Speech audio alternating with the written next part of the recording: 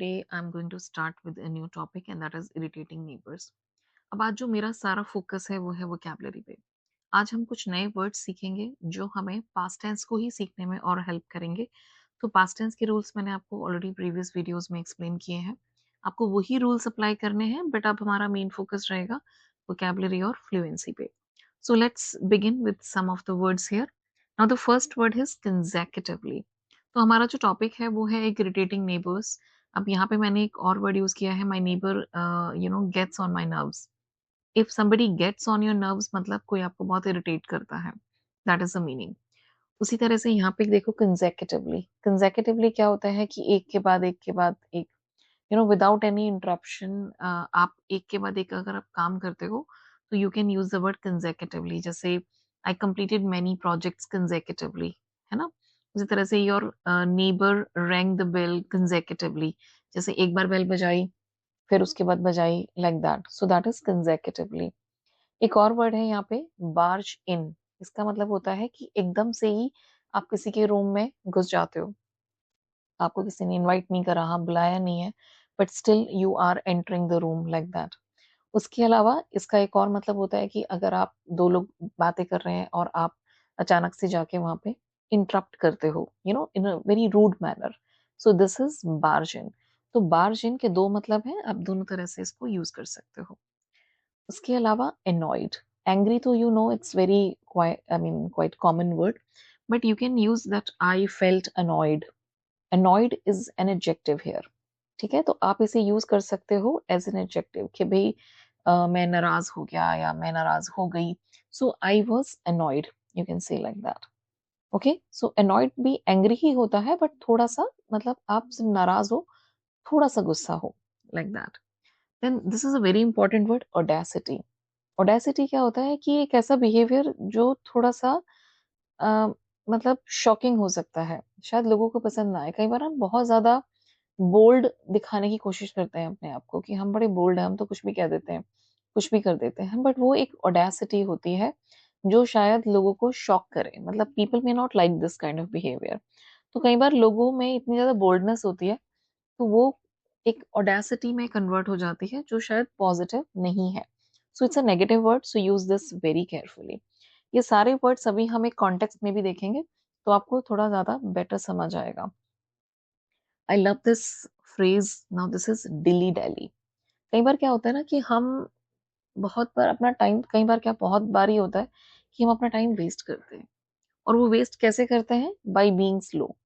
हम ना बड़े स्लो हो जाते हैं, हम धीरे धीरे काम करते हैं, कई बार हम डिसीजंस नहीं ले पाते हैं। तो वो होता है डिली डेली। कई बार हम ये जानबूझ के भी करते हैं। So sometimes we Dili daily, है ना, डिसीजन नहीं ले रहे हैं, स्लोली काम कर रहे हैं, लाइक दैट। अब यहाँ पे this is another word, that is rush to. If you rush to a place मतलब आप वहां पे एकदम जल्दी से जा रहे हो। So you rush to the washroom, you rush to the kitchen sometimes, है ना, like this, you rush to your office. तो when you move with great speed, that is rushed. तो यहाँ पे ये आप इसे एज अ वर्ब ही यूज करोगे, that he rush to the kitchen, he rush to his office, like that. or if there was somebody sick, so that we rushed the patient to the hospital, like that. In vain, ये भी एक phrasal verb है, ये आप beautifully you can use this. Now this phrase is used कि भाई मैंने बहुत efforts किए, like I did so many efforts but in vain. in vain मतलब मुझे उसका कोई result नहीं मिला, कोई success नहीं मिली, तो हम यूज करते हैं in vain। क्लियर? यहाँ पे एक और ब्यूटीफुल सा इडियम है। अब ये एक इडियम है कि turn a deaf year.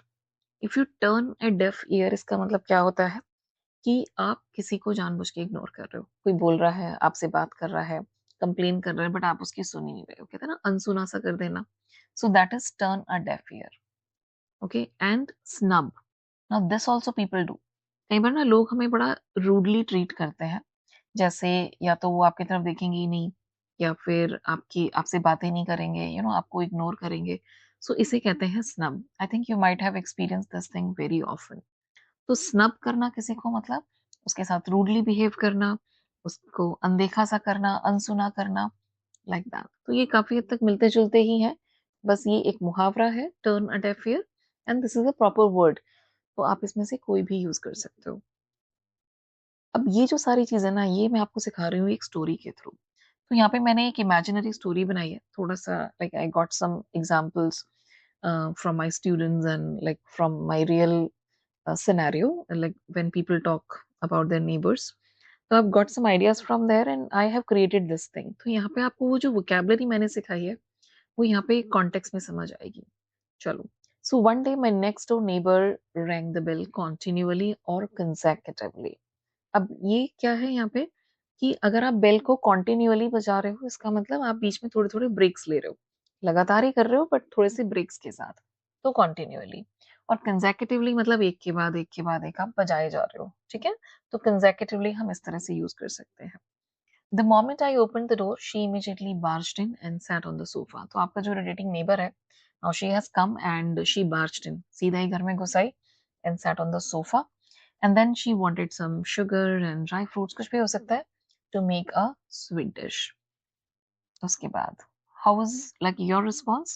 So I felt annoyed, you know, मुझे गुस्सा आया at her audacity, है ना। अब ये boldness तो है ना, लेकिन you did not like it and try to dilly dally। dilly dally मतलब मैंने बताया था कि आपने थोड़ा सा slowly उसे तिलकाने की कोशिश करी, आप थोड़ा सा डिली डेली कर रहे थे, आप जानबूझ के स्लोली बिहेव कर रहे थे, but nothing happened and you snubbed her.